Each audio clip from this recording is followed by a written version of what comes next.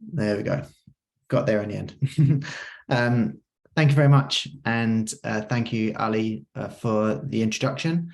And certainly appreciate, as Ali extended, all of your attendance this evening on what will hopefully be around a 35 to 40-minute presentation, and followed by a question and answer, which can be to me directly or to Ali and the team at Tennis NZ. I'll begin with a thanks to Tennis NZ and particularly Ali for inviting me to talk to you all this evening.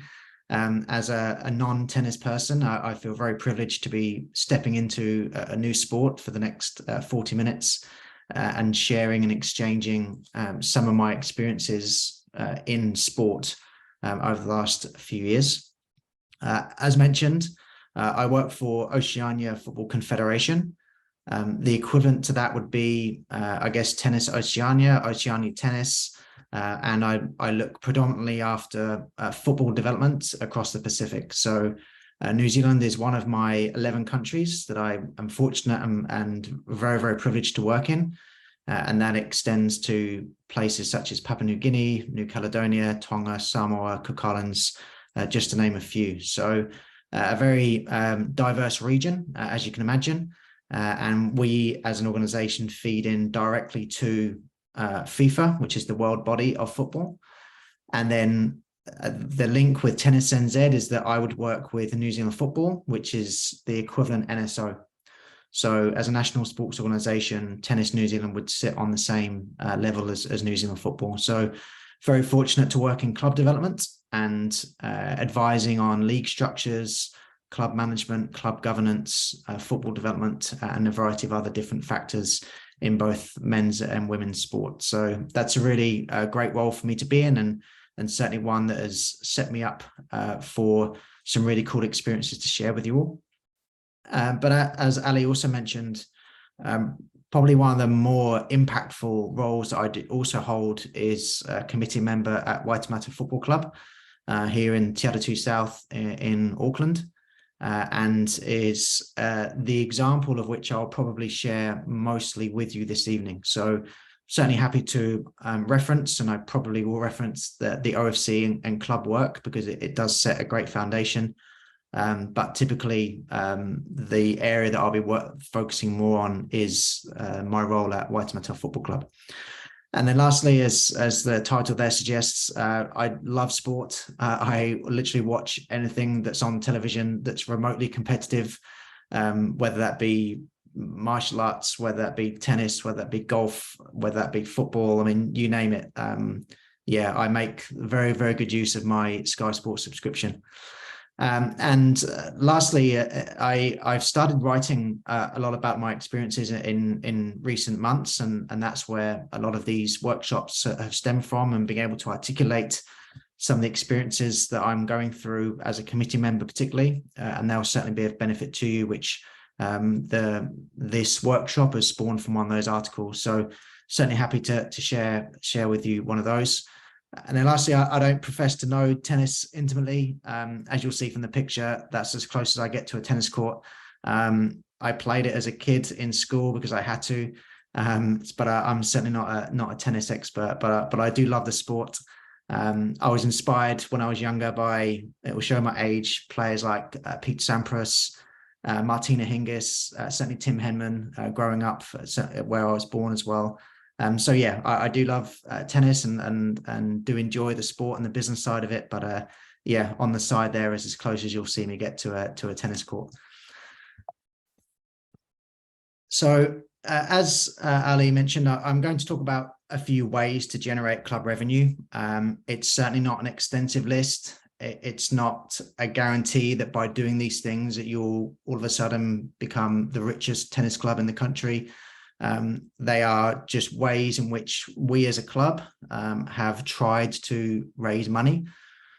Some of them work, some of them don't. Some of them have worked previously, they now don't work, and vice versa. Some may have not worked in the past, some do now. As you'll all know, in the roles that you're in, it's just a case of trial and error, a little bit of luck, but hopefully some planning, and hopefully there is some strategy behind how you're aiming to generate important revenue for your club. Now, there's two main reasons or two main threads I will be referencing this evening, and the first one is that the Amateur Sport Association, which are a New Zealand-wide organisation which are open to all sports, they're a membership organisation that produces lots of research around the state of play of sport here in New Zealand.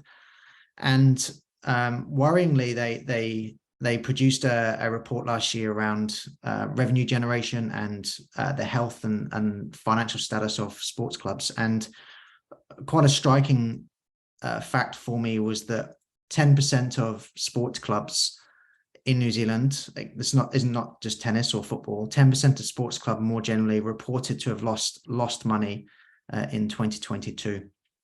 And that is actually without that is including grant funding. So if grant funding was not there, they would anticipate that number would actually be a lot higher. So there are lots of sports clubs around the country that are highly dependent upon grant funding. And as we all know, and those that have submitted applications, depending on which government is in play, depending on which organisation that you apply to, depending on which regional sports trust is your local one, it's very, very hit and miss. So there's a big reliance at this stage on grant funding for sports clubs. And whilst that is certainly an important revenue stream, it's not one that I believe we should be reliant upon solely. So that's one of the main reasons as to why I started thinking about this particular project. And then secondly, another article that was released on Stuff not long ago was talking about the value of and the affordability of sport, and how the sporting industry, particularly at community level here in New Zealand, has become very, very high. There are lots and lots of costs now associated with playing sport, and it's actually become a deterrent for people enrolling in their local football clubs. So again, as a local football club, we need to make sure that we're reducing the amount of cost to our members.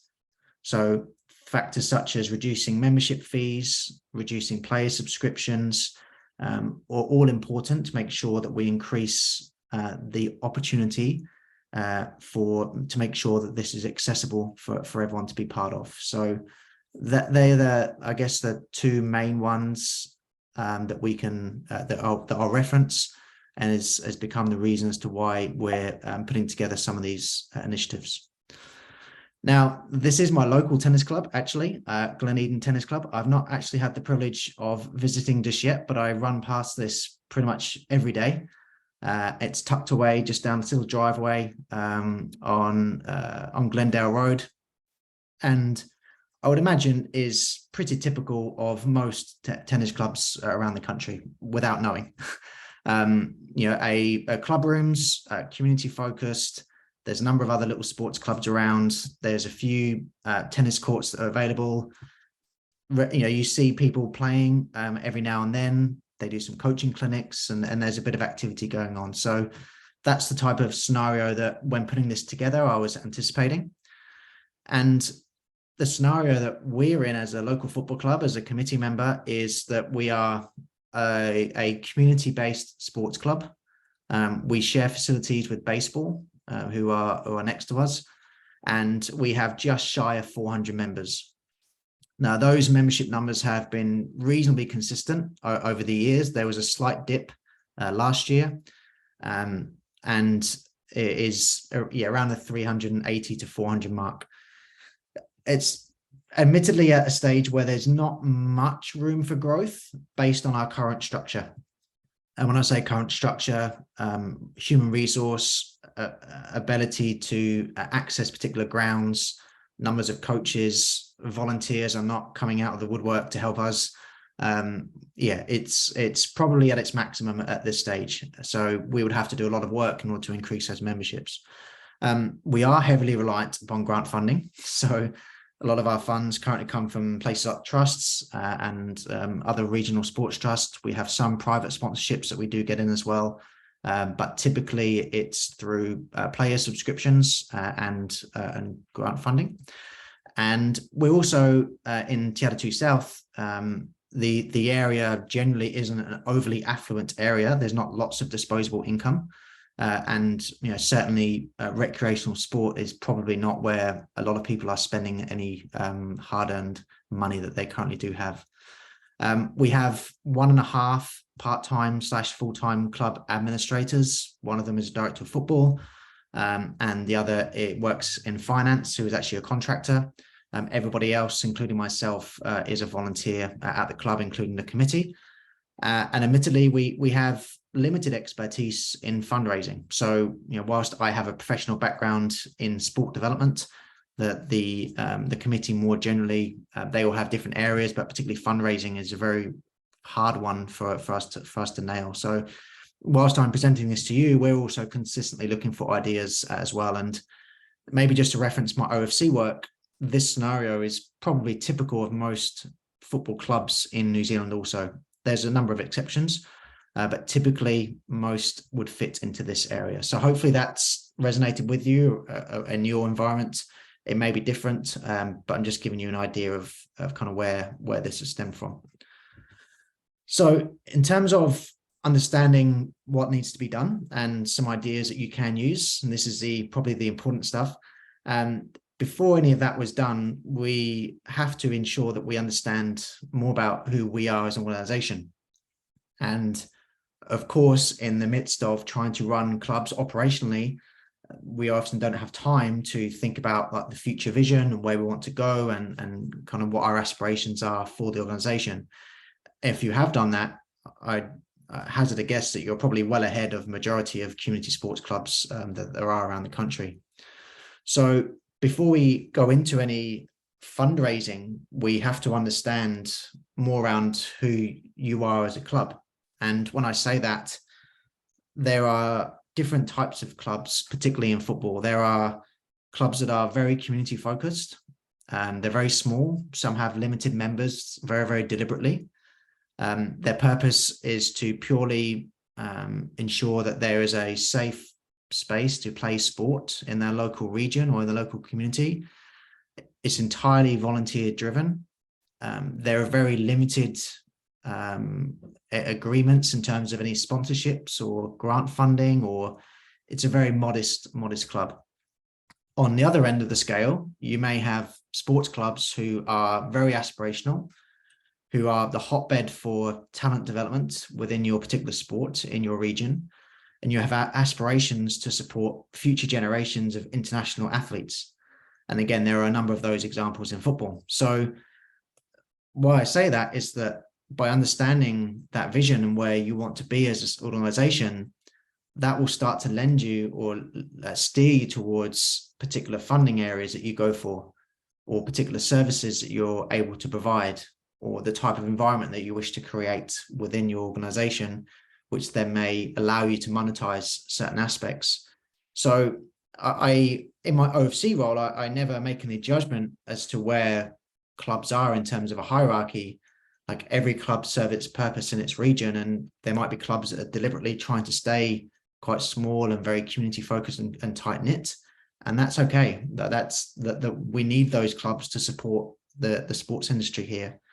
But then there are also, as mentioned, some aspirational clubs, those that want to provide the best coaching, the best environments, the best facilities, and want to make sure that they are the hotbed for future international stars, either on the field or in majority of the cases here on the court. So again, that understanding of where you want to go and that clarity is very, very, very important.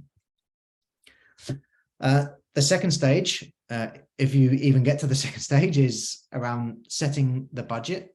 So before even setting a budget, I think understanding your current income and expenditure is very, very important. And especially in community clubs, money is very, very hard to come by. Often the main income stream is through player subscriptions, and having a clear understanding of what money is currently available within the club is obviously very crucial. Understanding what's required in order to run your club each year as a bottom line expense is also very important. Many people might have ground rental fees, they might have electricity costs, they might have ground maintenance fees, they could have insurances on their building, there could be coaches which they need to pay, there could be other expenses and costs, cleaning, etc., which need to be set out. So you may or may not be surprised to know that, again, in lots of community football clubs particularly, this isn't a strong area, and it's certainly an area which needs more care and attention around ensuring that clubs understand exactly how much money is coming in, exactly how much money is going out, exactly how much money is needed in order to sustain the club over long periods of time, and almost planning for the worst case scenario. So if you make that trust fund application and you don't get it, what happens then? Yeah, if you've committed to employing a professional coach within your club and you've agreed to pay them X amount of $1,000, but you've misjudged the subscription fees or the membership fees for the players, again, how do you make up that deficit? So understanding the current budget in a worst case scenario is a really, really crucial step. And then to go beyond that, if there's any budget towards marketing or promotion or other activities which could then bring in additional revenue, again, that also needs to be understood at this stage as well. So the budget piece more generally, and certainly understanding where you are as an organization, is very important. And there'll be some listening and go, yeah, of course we know the budget, that's fine. But I'm also very cognizant that there's lots that don't, and lots that aren't really aware of where the money is going and how much is being spent, how you can spread that and immortalize that over the course of the year, etc. So again, that would be a really, really important one to establish. And then again, as part of your understanding of who you are, I think understanding your reach is really important. So as mentioned, as a club, we're in Te Atatu South. There's a small little green field on the right-hand side of the orange line there, McLeod Park. That's where we're based. And I can quite confidently say that I know where every single school is in that catchment area, as well as Henderson, Glendine, Glen Eden, which is where I live, Te Atatu Peninsula. Understand very much around who is around us, and understand which organizations are close. We've got a reasonable understanding of the businesses that are in our region. We certainly understand the number of primary schools. We know where the local primary school is.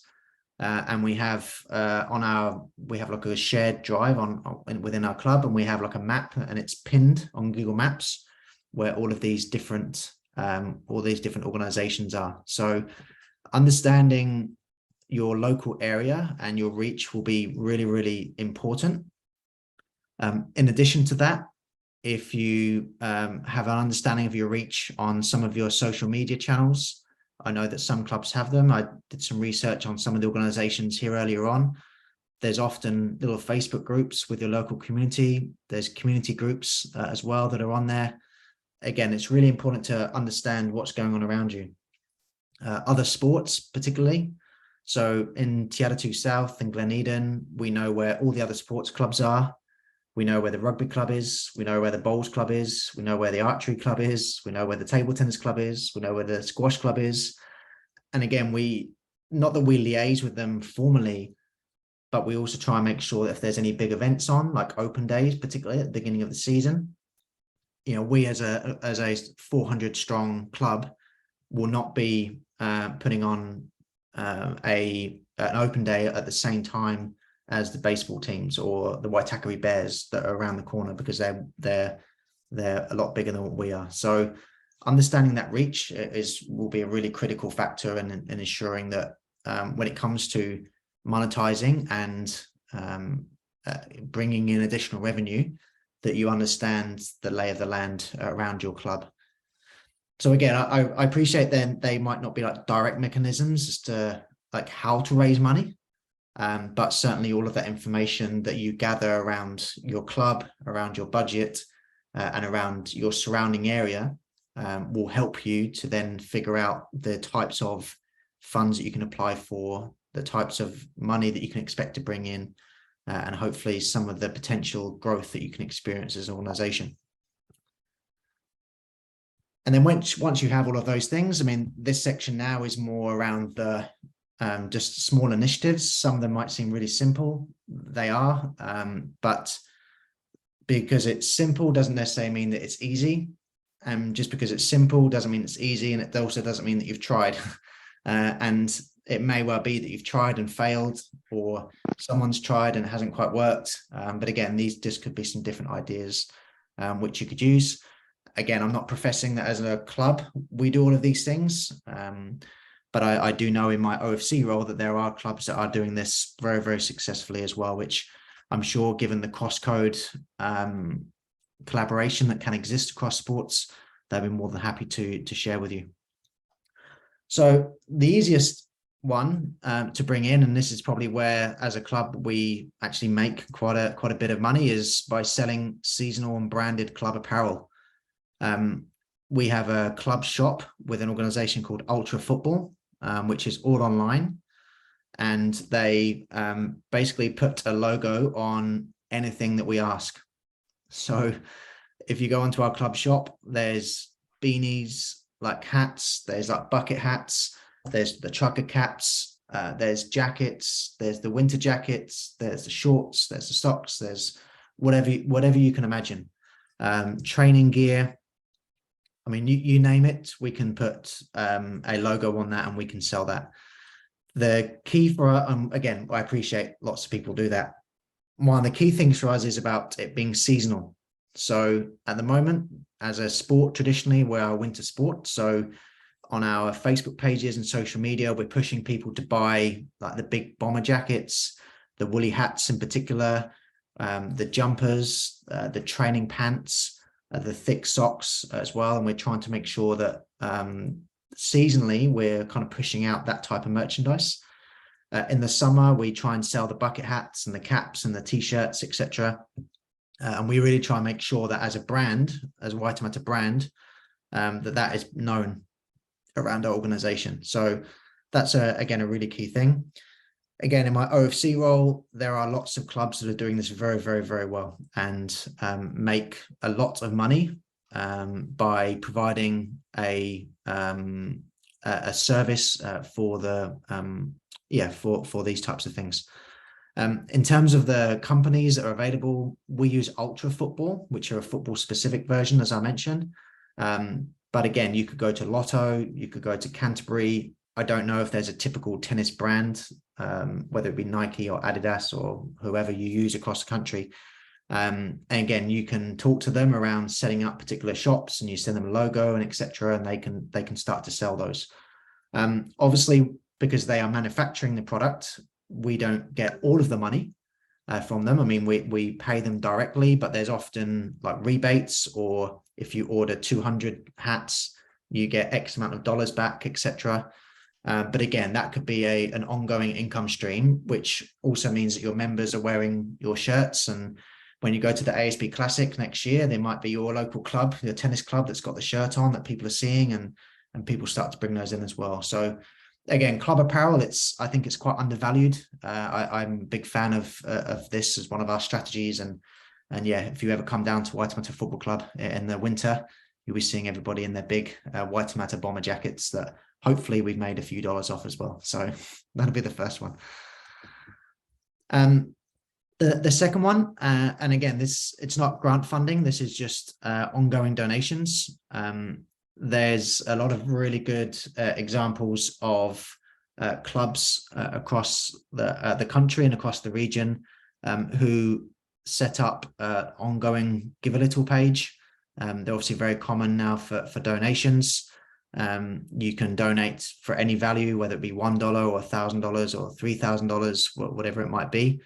Of course, you'll need to have a purpose behind why you are asking for donations.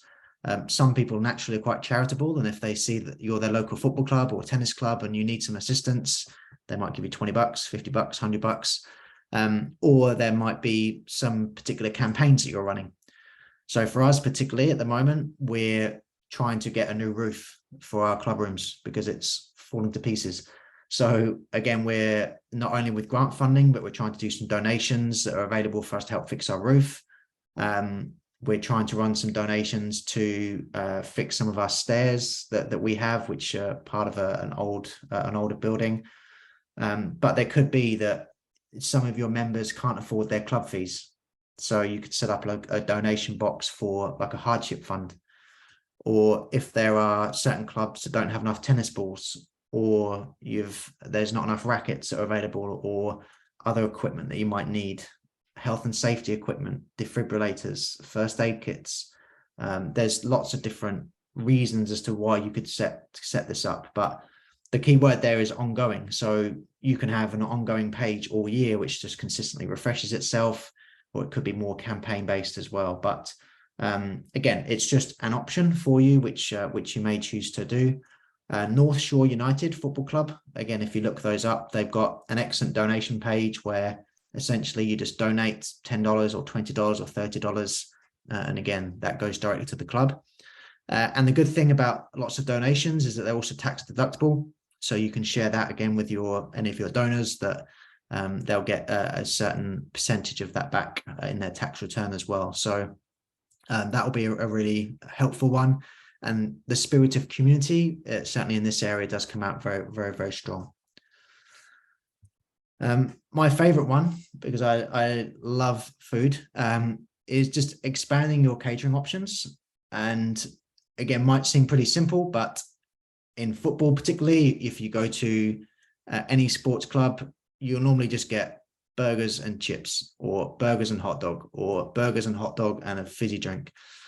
And whilst there are numerous health detriments as a sports club to offering those types of things, there's also a great opportunity for you to earn more money by offering a more varied menu. So typically at our games, we might get a few hundred people that come and attend. We hope that each one of those people will all spend $5 to $10 either in the bar or in the club rooms. And by expanding our catering options, we are increasing the chances of more people spending more money at the bar and in the kitchen. But they're not all going to do that by buying hot dogs or burgers. And particularly in the demographic of area that we're in, there's lots of people that do not eat meat for either dietary or religious reasons. We have lots and a growing trend in vegan eating and healthy eating, different tastes and palates, etc. We also have different cultures and different backgrounds where eating like a beef burger isn't probably the most appealing thing to them. So again, there might be some assistance you can get here from like local caterers, or if you have the kitchen yourself, you can do that. But there are some really good examples of, again, organizations that are expanding their catering options, and they're actually then bringing in, making more money through these types of things as well. And there's a funny little trend that's going on in football at the moment, certainly online, and it's called Footy Scran, which just a pet name for football food. And it's become like this little trend where people are now sharing like what they're eating at these sports grounds, and they're finding all these like amazing deals or really unique foods. And it's so far away from just burger and chips. And clubs are becoming quite infamous for offering nice little, nice and different food options.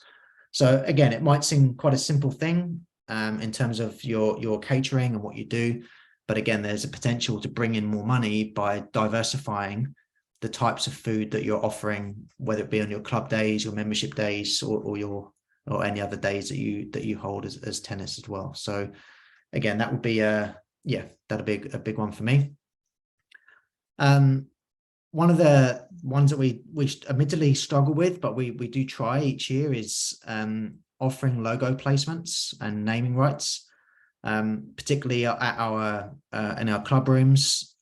You'll see on the substitutes bench there's actually some branding on the back of that converted goal, which we've made into a substitutes bench. We try our best to make sure that we do put logos and local organizations on lots of our different physical properties around the club. They're not particularly beneficial in terms of like thousands and thousands of dollars each. But there are a few $100 that we get for putting up a sign, again, around the club in areas that are more likely to be seen than others. So particularly from this view, lots of the photographer that we have often does views in this area. So again, we can, we offer as much of those as we can. We have an aftermatch speech, which again, you can, there's like a podium, which is then people talk from. Again, that's got logos on it. There's some stairs that we go up into our area. Again, there's logos everywhere there. And so again, we're trying to offer naming rights or logo placements, if you like, to as many of these organizations as we can around our club, which also makes it look more appealing, but ultimately brings in more money as well to the organization. Again, I'm not sure if it's such a thing in tennis, but certainly in football, team sponsorships are quite prominent. So so this is an example of another local football club, Bay Olympic, who are based in New Lynn on Portage Road.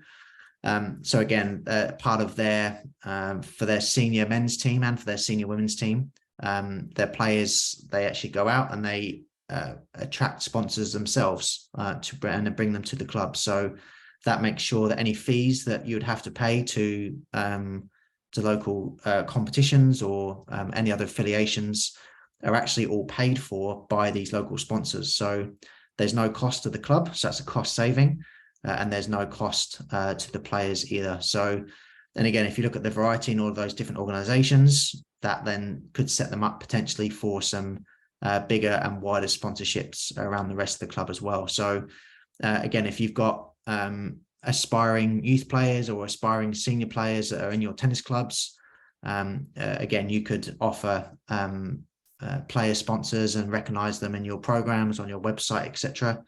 Again, it might be slightly different, but of course we have teams. So we have lots of naming rights that are giving out to teams that are participating in competitions that are prefixed onto the club name as well. So again, just kind of not only saves us money in terms of paying the affiliation fees, but also brings in money because of the way in which that is divided up. So again, there's an option there for player sponsorships. One of our main areas of revenue generation is additional programming. So typically, it can be that some coaches, they take this money directly. So some clubs, they provide a platform for a local coach to host a holiday program or an after-school club or one-on-one coaching.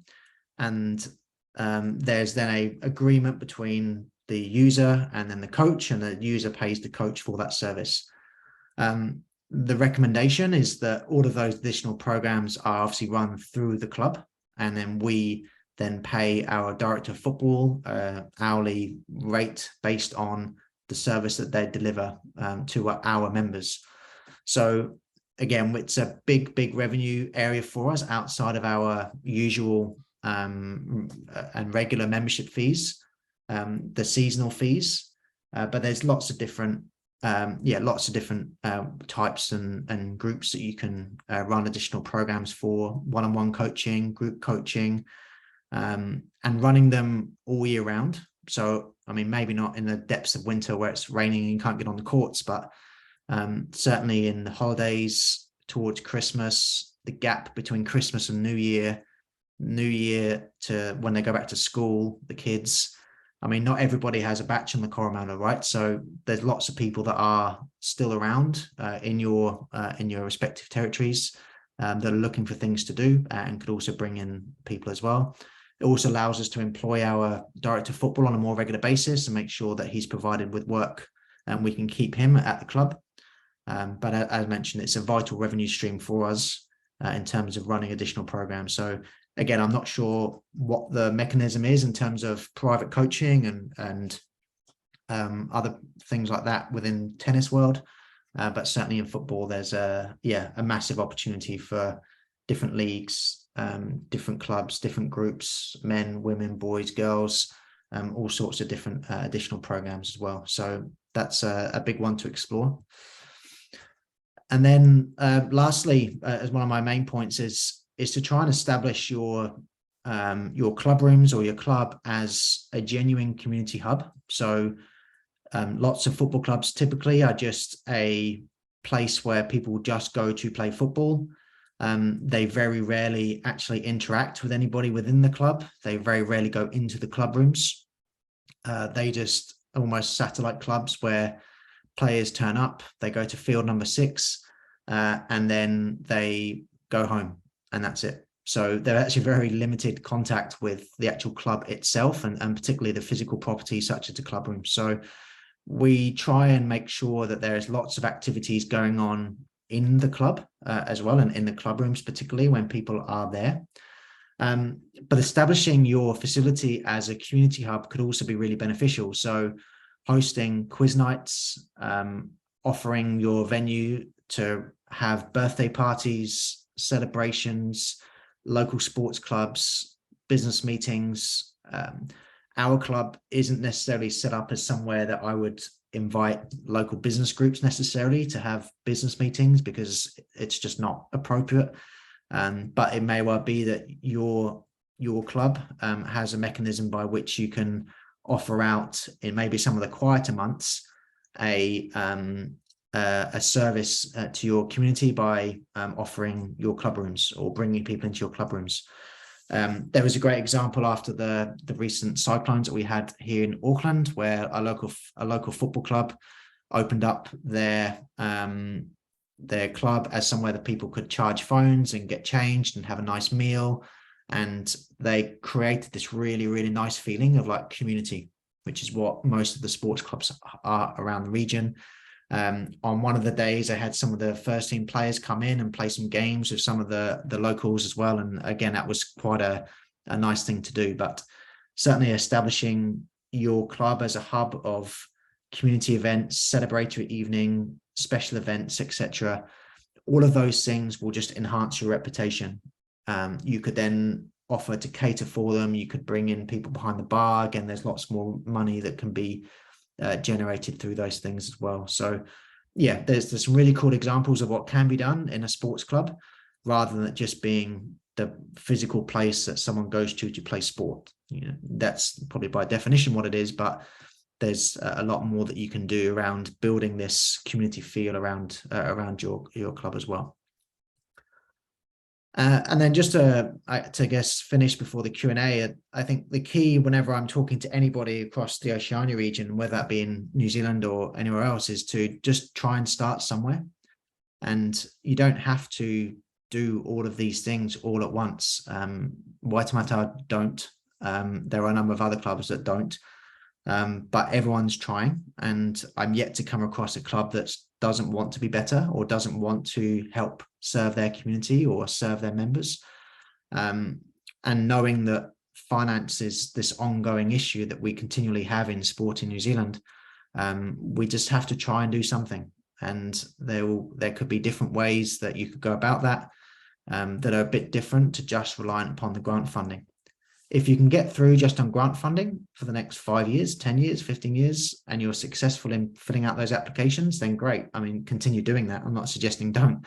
But there could be some other mechanisms and initiatives internally, such as your catering or donations or naming rights or user pays programs, etc., which could be the difference between you being in that 10% of sports clubs that have lost money and not. Or could be the difference between being able to reduce your fees for the upcoming season or having to increase them. Or could be the difference between you employing a new coach or not, etc. I mean, you get the point. But yeah, just start somewhere. And again, there's certainly lots of examples around the country in lots of different sports where people are doing some really good stuff in this place. And particularly for those in Auckland, I appreciate that not everyone's in Auckland, but certainly in Auckland, where I'm based, there is a massive community of sports administrators, sports managers that are all looking to do the same thing. And often we're connected by events such as this, or through our regional sports trusts, or through local iwis, or through sector development programs, etc. There's a huge, huge local community, and everyone's trying to do the same. And I'm sure I could have this conversation with basketball, rugby, tennis, golf, cricket, slalom sports. I mean, everybody, and they would all be wanting to do the same thing. So there's not only a great opportunity internally, you've then got some of the more regional partners like Active and Sport Canterbury and Sport Otago and organizations like that. And then again, even at a national level with Sport New Zealand, the different funders, government programs, etc. There's lots of different initiatives that I know are being run. And then just lastly, even with Tennis NZ, I mean, I've seen the club toolkit. I've gone through some of the resources that are available. And again, just try one of those, because again, that could be the difference between you securing some additional funding or not. So there's certainly lots out there. You just kind of have to find your way through and try and hope that something works. And if it doesn't, kind of reach out and see who else has done it, because I guarantee that everything that I presented today, someone else has done before and would have done very successfully. I'm just trying to curate that into a smaller, digestible list of things that you can do. But that's me for now, before we go into any Q&A that people do have. And I'm certainly open to stay on for any questions that you might have. If you do have any additional questions, please do let me know. But in the meantime, check out the club toolkit again, because there's lots of different things in there which will certainly help you. But otherwise, Ali, thank you very much again for having me this evening, and thank you to all the listeners again that have kindly tuned in on what day is it today? Wednesday evening. But yeah, kia ora, thank you. Yeah, thank you very, very much, Stephen. That was tremendous. I enjoyed that very much. Lots of great information. I will just confirm exactly what Stephen said very early on, is that all these ideas are pretty simple, but they do need some planning and understanding. We do a lot of knee-jerk type reaction to funding. From my experience with a lot of the clubs that I've had to been involved with, that our lights have gone, okay, we need to replace them. So planning is really important, and understanding what your resources are as to how far you can really make that planning go. So you're not going to stretch beyond your abilities, but you're going to take off a bite-sized chunk and be able to do something with it. We have developing our toolkit as much as we can with ideas. So everything we've been talking about tonight, we have got some sort of template, some idea that can help you along those lines, either through sponsorship, stepping through the process, funding ideas. Funding, if you do, is such fun as a team, and it's a way to coordinate with your club and your community, and to get some sort of different fundraising to put on your funding application. Funders love that, to see that clubs are doing their own thing too, not just putting their hands out. So it works twofold. So I guess I just like to say that we're here to follow up. If you've got any little ideas or that you've picked up tonight, or something from our toolkit, you're going to get an email tomorrow to say thank you. We will share this recording, and I see from the comments in the chat box to have a share of Stephen's PowerPoint as well, which I'm sure he'd be happy to do that, Stephen. Yeah, absolutely. No problem. Yeah. Just make sure the picture of me doesn't end up on Facebook somewhere. yeah, right. Okay. We will definitely keep in contact with you. And this role, the club support role, is to help you at your club. If you've got ideas that you're struggling with, either your region, association, or Tennis New Zealand is happy to help you step through the process. The toolkit's there to hopefully do that yourself, and come to us with if you need any help. Any questions, please, you can unmute your mic and go for it. Or any ideas of anyone before we close off, to say, hey, we think we could try this at the club, and what's the first thing we should be doing? We want you to be motivated, and we want to be here to support that motivation. So if you have any questions, speak up now. But I would like to say a huge thank you to Stephen. That was lovely, and it was great to have that so eloquently put around ideas we all know about, but we haven't thought about them as much as we should. So thank you, Stephen. No, you're very welcome. And it's great to see Tennis New Zealand particularly emphasise the importance of club support. Again, there's lots of sports, particularly that don't have club member type roles or club development roles, including football. So even as one of the most popular sports in the country, there's actually no one dedicated to looking after club developments to the extent in which Tennis New Zealand are. So it's certainly great to have this type of support there. And again, just to encourage everybody to reach out to the local association and reach out to the national body, because it's great to know that there is this type of support there for people. But yeah, thank you again, Ali. And if there's any questions that people have, maybe later on, again, more than happy to answer those as well. So we're really happy to share. You will get a little survey. We want to know your feedback. And please, I know surveys are horrible things, but 1 or 2 questions on feedback is really helpful.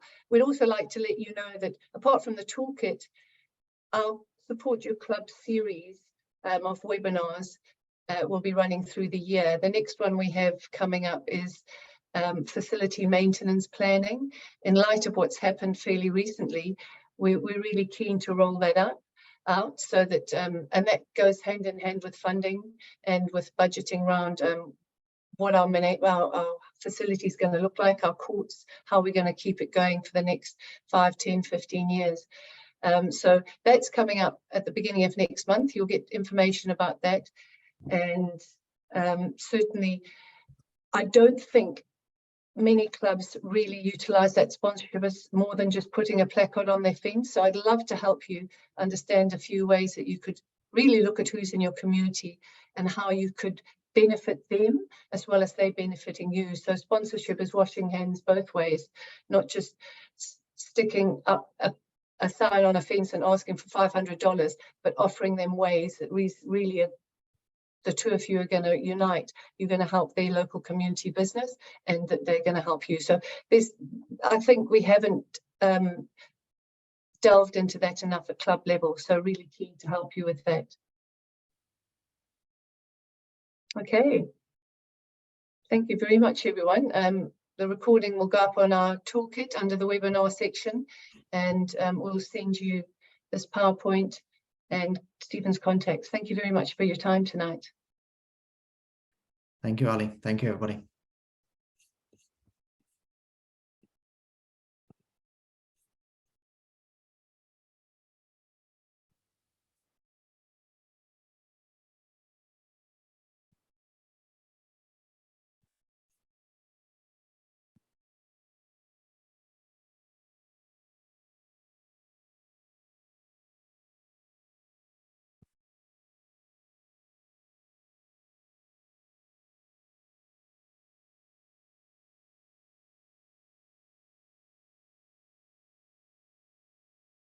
There we go.